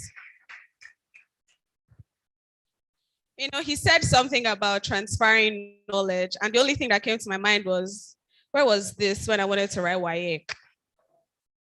Like, WAEC, NECO, JAM, GC, where was it? Post-UM.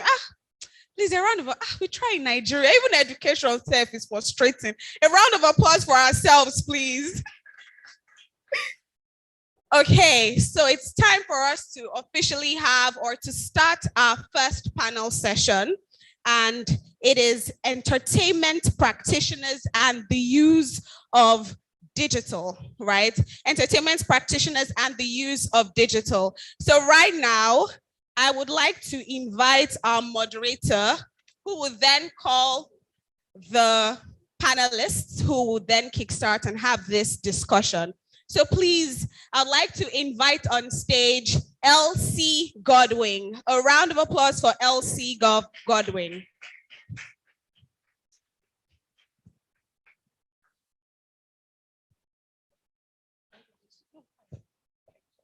Okay, so while she makes her way on the stage to get ready for an interesting session, I would just, use that medium to call our panelists up on stage.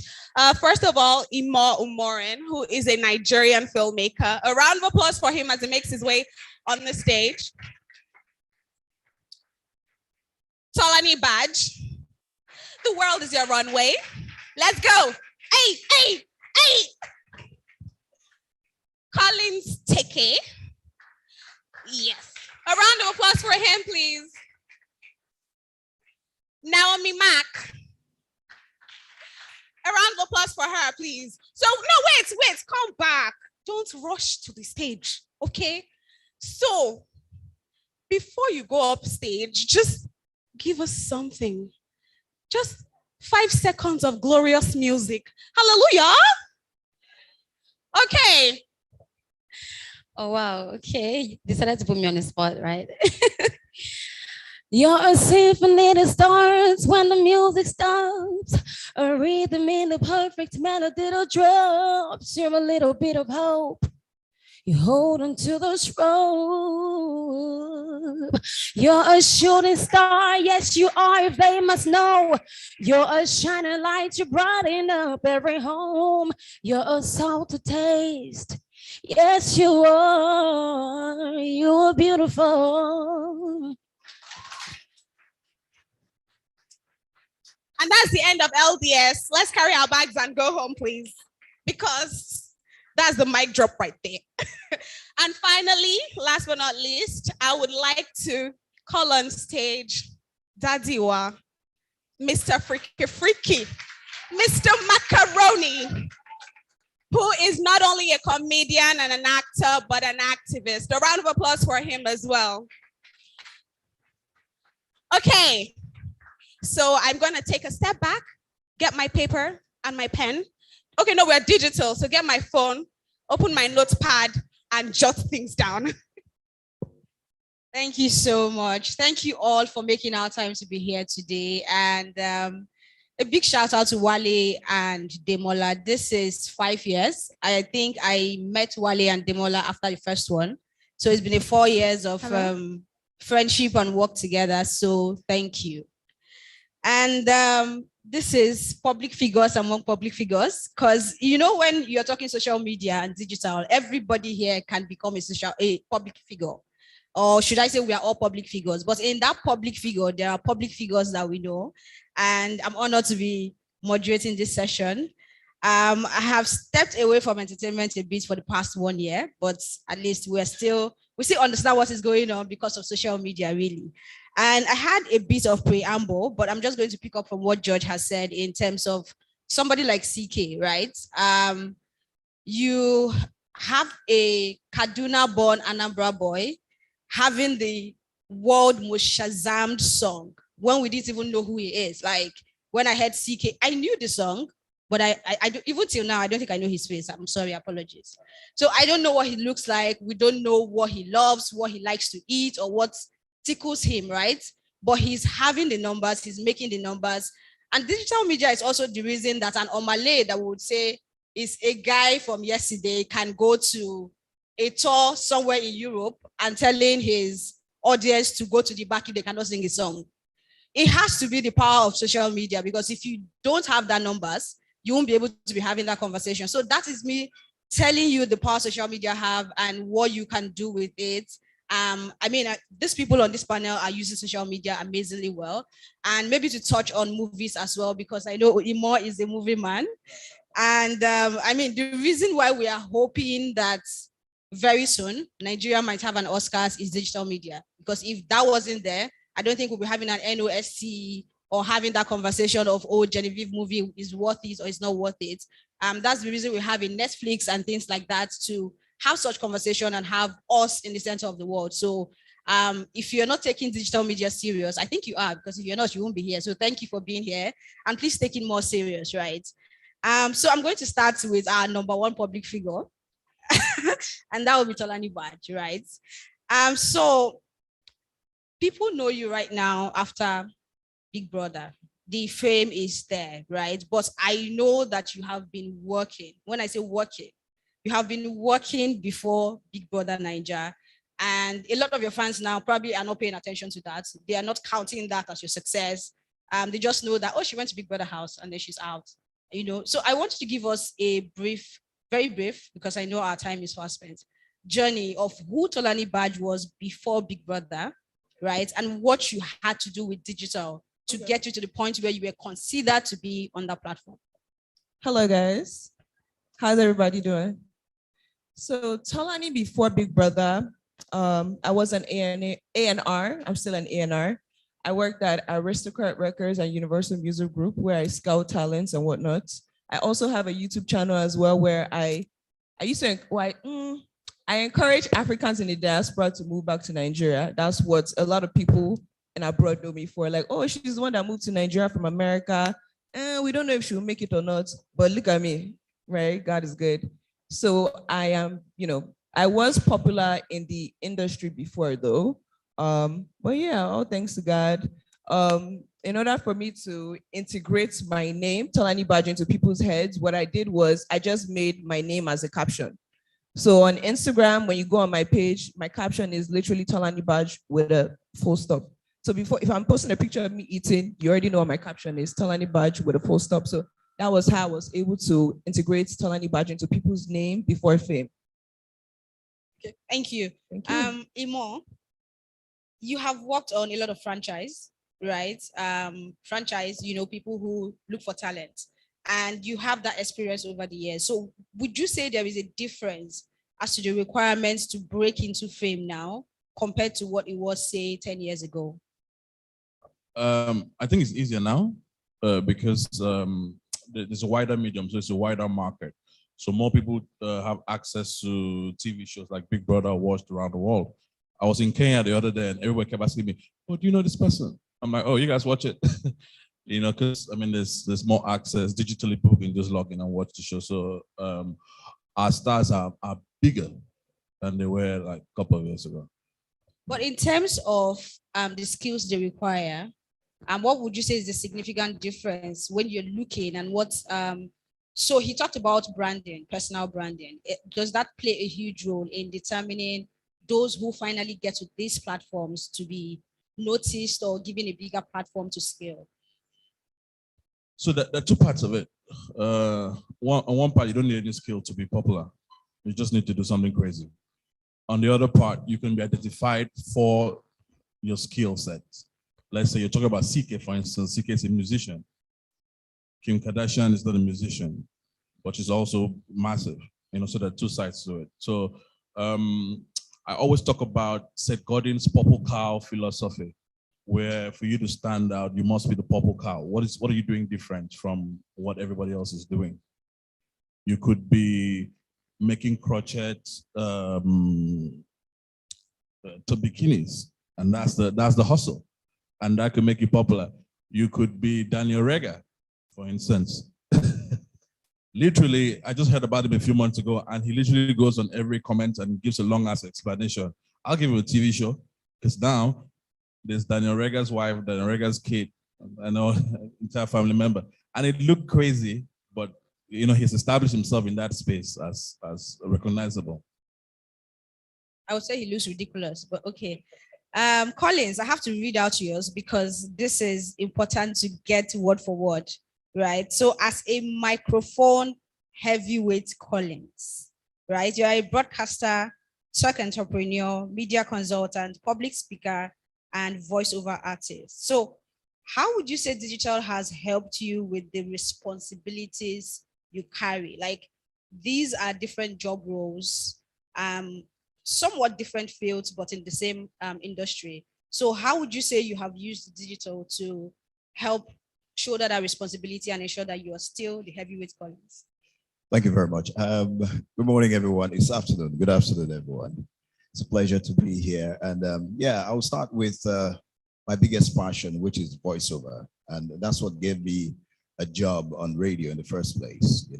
Someone heard my voice in a recording and decided to give me a job on radio. I was a teenager at the time at FLCN. So yeah, how digital helped me, I'll just fast forward.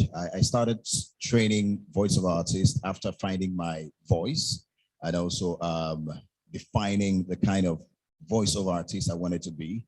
I noticed that it's one industry that's it's in every aspect of our existence, but we do not really know how big it is. So I decided to say, you know what, I'll take it upon myself to train people and teach people not just the art of voiceover, but also the business of voiceover. So in 2017, I started free master classes training radio presenters and other public speakers, because the truth is everyone has a voice. As far as you have a voice, you can speak. You can become a voice of artist. And if you know how many opportunities there are in that industry, with the advent of technology, I'm sure some of you will leave your jobs right now and say, you want to be voice of artist, trust me. So in 2017, I started, it was a physical class. And then radio has a way of taking your time. So I couldn't do another physical one. But in 2020, I was planning to do another in November. And then COVID happened. So I had to look, okay, what can I do? I remember that I've attended a number of trainings virtually. I've been trained by some voice artists and coaches in LA. I'm a part of the VoiceOver Network in the UK. And I have friends in South Africa that would do these trainings. And it was virtual. I said, well, why can't I do virtual? So I hosted the very first voiceover training on YouTube Live. Now, as of 2020, I don't know how many people actually use YouTube Live to host a training. I noticed that were very few. So, and it went well. And I had about 6,000 people register online. And then because of, it was for 3 days. So we had 3-day session online on YouTube hosted. I had my speakers from across the continent. I had Chulu Lemba in South Africa, who's, by the way, one of the biggest voiceover artists. I had another voiceover artist from the UK, one other person from the US, and then 2 other guys from Nigeria. So we did that training and it was successful. It was virtual. I never believed that people will actually, stay for a session online to learn voiceover and use YouTube. It worked. I had about 600 participants, and in all, I had about 3,000 people attend the event. So that's how I was able to use digital to continue my dream of doing voiceover and teaching voiceover. So yeah, digital has been, I don't consider myself an influencer online, on Instagram. Perhaps I have like up to 5,000 followers. And that's also because I also realized that we limit digital to social media. So digital media is not social media. It's everything that's digital. So there are people, I noticed there were individuals who had a lot of influence, and globally, but do not necessarily have followers on these popular platforms. I said, well, I would like to channel myself as that. So I asked them, how did they do it?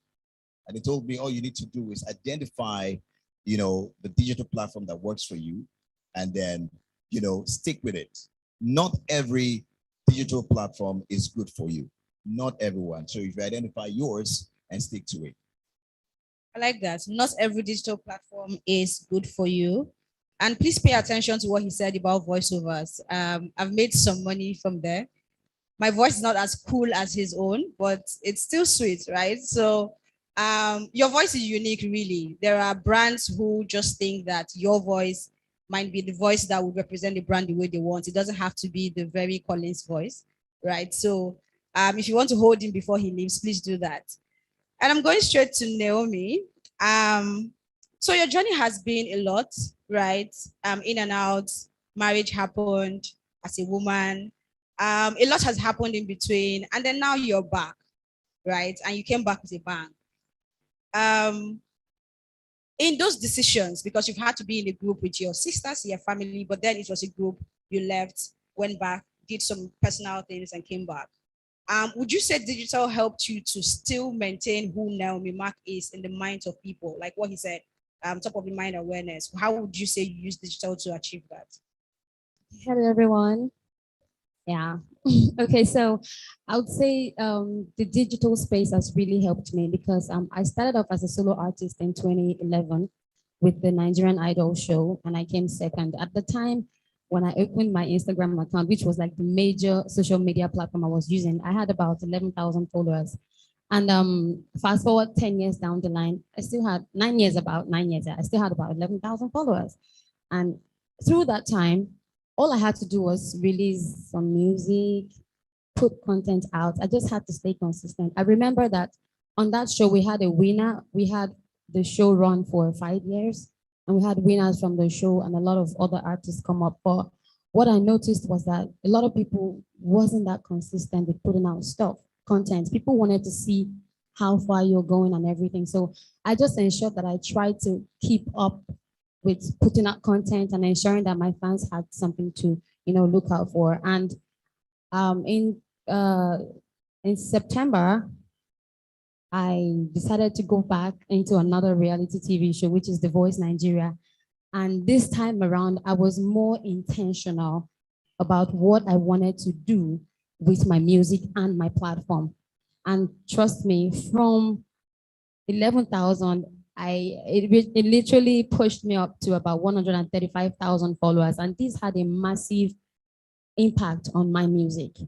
My YouTube views, my YouTube subscribers, everything shut up. Every single music I put out, every single video, every single content gained traction. And it has been massive from that moment. I came top 6. I was part of the top 6 finalists, top 4 particularly. And from the end of the show, it's been about 6 months. And it's been back-to-back traction from brands. So it's been really amazing. The digital space has really helped me. I remember going, thank you so much. Going back to when I started music with my sisters, then it was just more of the CD plate, you play, you buy 150 per CD and all of that. But now everything is digital. You listen to the music, you stream the music, you download the music. Everything about the music is digital. You can just put on your phone, even in your cars. You don't have to just play CDs anymore. You can just connect your Bluetooth and it's a lot easier. And also I realized that making the name Naomi Mark popular was a lot easier after the digital space became more wider. Yes, compared to when I started in 2011. Okay, I'll come back to you for the business part. But let me speak to Freaky Daddy. I have an account number. I have 3 actually. When can I send? That's the question, no?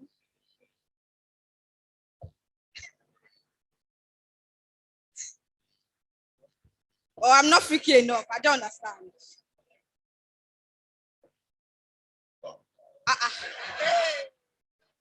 May my voice not disappear. Please, can you hear me? When can I send my account number so that you freaky the account?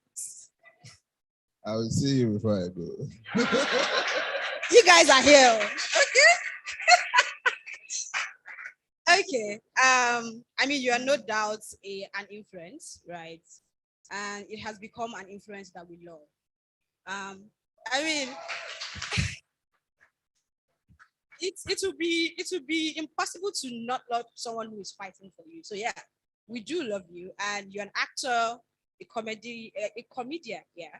and you are doing a lot in that space. So I think there are layers to you.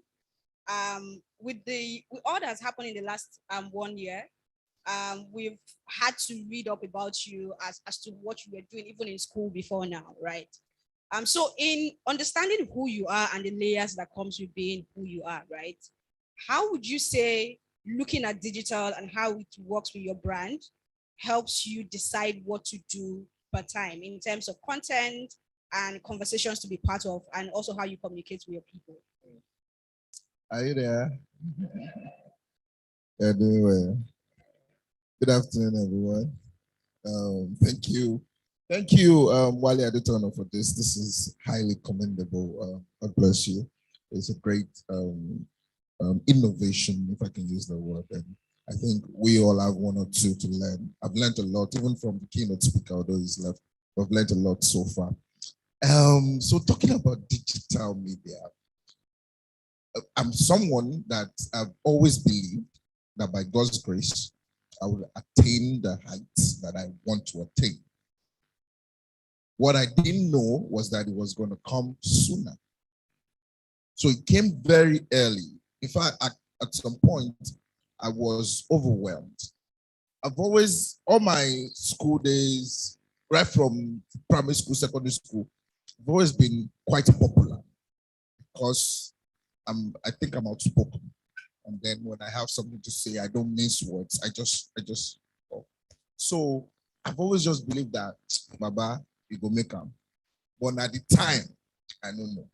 So when I started acting, I know I was still in school when I started acting as far back as 2010. 2010.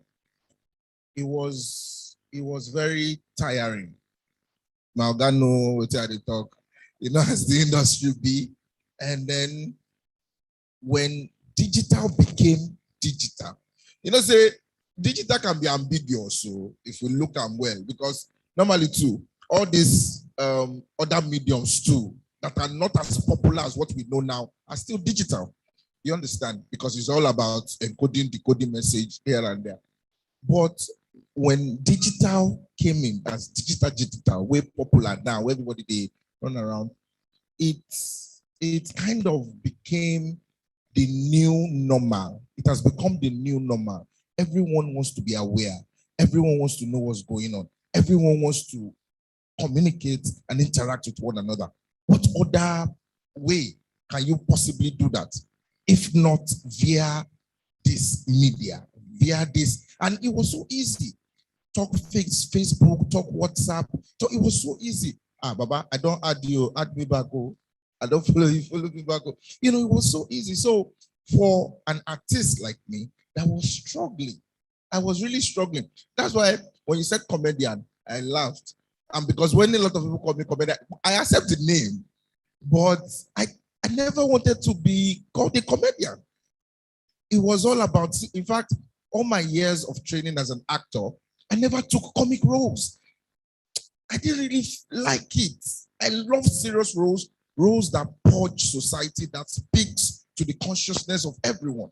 So now if some people talk, say, oh, that Mr. Makari is not funny. They pay me because, because it came out of a place of depression. What I'm doing now came out of a place of frustration. I was just frustrated. What did they happen? They don't call you for a role, call you for okay, Baba, see everybody for internet now. The likes of Maraji, Chris Clown, they were doing well. I said, that talent, the same talent they get that I get to. So I started. So in that year, and all of this started late 2019. It was a serious struggle. I said I was never going to do online, whatever. I didn't also want to do. I'm more of a stage performer. I like stage. I like serious movies. So which one be maybe they do for social media, but I don't want. But my teacher, Professor Mederima, would always say, the world is spinning. If you don't spin along with the world, you'll be left behind. So I just said, Baba, oh yeah, carry the phone now, vision at the camera, do what you want to do. And in that year, talking about this year, a lot has really changed up till now. So now, by God's grace, Mr. Macaroni is a brand beyond what I do, my contents, people have seen another side of me, which I never even thought they would get to see. But sometimes I also like to think that that is why God has blessed me with what I have now. All my life, I want to use it to speak for people. I don't understand living a life where a lot of people are not comfortable, and I am comfortable. For me, it makes no sense. So I want to use my comfort to speak for the discomfort of other people. So, yeah. So now it's easy to communicate with people. It's easy. As a brand, if I want to tell everyone sitting here how I feel, I tweet it. Or something on my mind, I tweet it. If I need the government to hear what I want to say, I tweet. You will see it. Now, macaroni, Twitter, people see it, except you won't lie. You will see it. So that's what digital is doing for me right now. Okay, thank you. We'll come back to you. Tolani, let's talk business, right? Because I know when our beautiful hosts asked what everybody wanted to know, it was the business side, really. You are talented. If there's one thing I know Big Brother does beyond, of course, giving that fame and all, it's not letting a lot of people pay attention to that talent. Just think, oh, this person went to the house and came out, and that's the benefit. That's all there is to it. But the talented part being an AR, everything you do is a lot of work, right? And you've created like multiple brands for what you do. So how do you convert them to money, right? We know the good part in terms of, oh, the numbers are big. But in that stardom too, there is looking down and people not understanding the value as well. So how do you manage it? Manage the fame and the advantage and disadvantages that come with it? Well, you asked me a lot of questions in one. But how do I convert it to money? Let's talk about that. So prior to Big Brother, I had a YouTube channel where I create videos and then I monetize my videos based on ads. I wasn't really making much, but it was money. It was better than anything. I never really called influencing or influencer a job or a career. I did not know anything about that until after Big Brother. I realized like, wow, people actually making money on Instagram. So prior to Big Brother, I had like 3,000 followers. So in my head, I'm like, it's taking like 10 years to reach even 20K. So let me not even consider Instagram. Let me just focus on YouTube. So I was just using YouTube to make money. In terms of the negatives and the positives of after Fame, you said or after Big Brother? Which one? I guess the same thing. Negatives, positives really outweighs the negatives. I would say maybe with the negatives, entitlement, trolls, having to think thoroughly before you tweet because you may be misconstrued. You know, Instablog will carry you, it will drag you there again. So that's a lot to think about. But I would say I have tough skin. When people give me, I give them gas boost sometimes, but not all the time. Sometimes I block just for my mental health. Taking breaks from social media sometimes is very, very necessary. I can't take long breaks because social media is my job. Positives, God is good because not to be proud or anything, but I've always felt that one day, like I will blow. I didn't know how, didn't know when, but I knew that one day it's sure for me in this Nigeria. That's another reason why I actually moved from America. A lot of people are like, why would you leave Yankee and just come to Nigeria? But I fell in love with Nigeria. I would come to Nigeria every December, just for 30 December. I live in America. So I would anticipate 30 December all year. I'll be working my 9 to 5. Sad, like, December is almost here, don't worry. So I would come to Nigeria and network, meet a lot of people. And that's how I believe that I have access to this place, small. I found myself being friends with celebrities. And I'm just like, I cannot just be celebrity. I mean, be a friend of a celebrity. I have to be somebody too. I got to do something, make my way, not just with celebrities, you get what I mean? So I took the leap of faith in 2018 December and I just moved to Nigeria, started hustling, got a job in like 3 months at Aristocrats. 2 months later, I got a job at Universal Music Group, still continued my YouTube channel, started my own business. And then everything, I was just making progress and I am very inspired by progress. That was one reason why I didn't move back. I mean, I did think about moving back to Nigeria, but the money was not entering. The Naira, I'm just like, damn, I don't know how I'm going to do this, but some way, somehow, I can't give up. My family, they weren't really in support of me moving from America because obviously people just assume it's just brighter for you in America. But, the grass is not always green on the other side. You get what I mean? So I decided to challenge myself, move to Nigeria, and now Tolani Badge as a brand, it generates money now. I can just walk into a place, introduce myself, tell them the value I can bring to a brand and generates money. So I'm thankful. Thank you. So I think there's a level of love you and Macaroni has for Nigeria. I mean, we all love Nigeria, but there are levels to this thing, right? So I'll come back to talk about that. Okay. Right. But Imo, so digital in films, right? We now have VODs, Netflix and the rest. And a lot has happened in the last 3 to 4 years in Nollywood. We've always had different patches of cabals, let me call them that, yeah, for lack of a better word right now. And it's happening, but now you have multiple, because if you can get a sponsor, have a good story, and know what you're doing, you can put something together and begin to have your own crew and community, right? So how would you say these platforms, Netflix and the rest, YouTube, of course, is affecting the kind of content that we're getting now?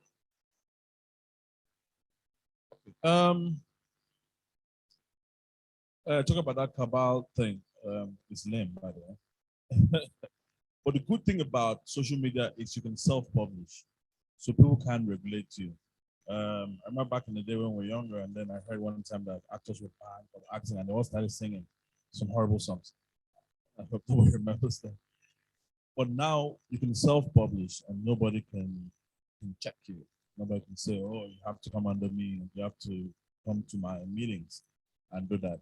And what's happening is that now the broadcast platforms are now looking at those self-publishers as the new leaders.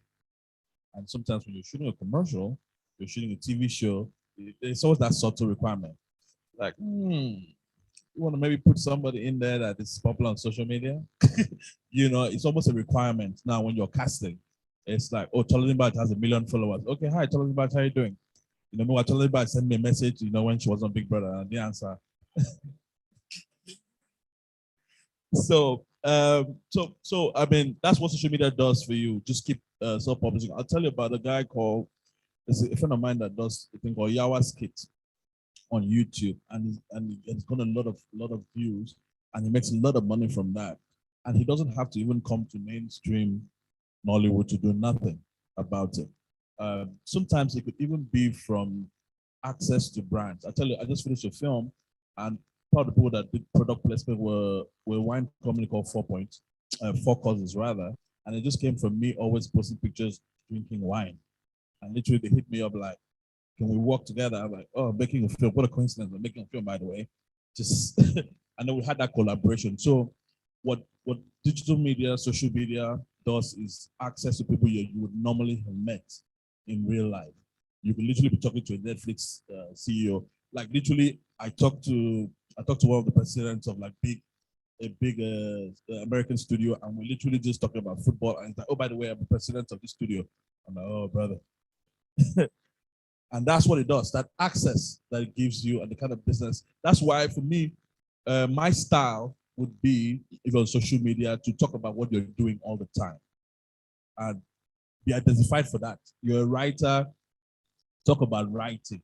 "Oh, I just finished this 200-page script. Let me go and die." You know, and people identify you for that. Once people identify you for what you do, it's easy to access. Even the way the algorithm works is that you're now grouped with the people in your business. And so when people are trying to follow people, they'll suggest you. So that's a writer. Kunle is a writer. Follow Kunle. And then you follow like-minded people, and you have more access to different businesses. So that's the power of social media. Yeah, but there's a part of my question you've not answered, which is how it is affecting content and the quality of content. What would you say to that? I mean, we're literally basing all our content on what the reaction is, what people want. I saw a film called what's that Jim Ike's film? Bad Comments. That was literally based off on our lifestyle on social media. And it was an amazing film. And that is the direction that people are going to go to. I remember that there's a girl that made a thread about something, and she got a picture deal. I need to remember her name, but it was a thread on social media about some story, some ridiculous relationship story, and she got a picture deal. And so, because it's a game of numbers, talent will get you through the door, but what will keep you there is numbers. And so these companies are looking for numbers. What is getting traction? Okay, let's say somebody slept with somebody, and that's what's buzzing. They're going to try and put the films, the stories about that sort of situation, and try to incorporate them into it. And if you look at a lot of films that are being released these days, there's a lot of social media incorporation there. So maybe an actor could be performing and having a conversation on social media, and it's putting part of the scenes in there. And so that's what makes it appealing to young people, because they don't have that attention span to sit down and watch a 2-hour film. When something is popping somewhere, somebody has just been unmasked somewhere. So in order to grab their attention, you have to go to them, because those are the people that drive your numbers. And so social media right now is the biggest influence on anything, music, films, entertainment in general. Social media is the biggest influence. Thank you. Collins. And you're active there. I have heard people say that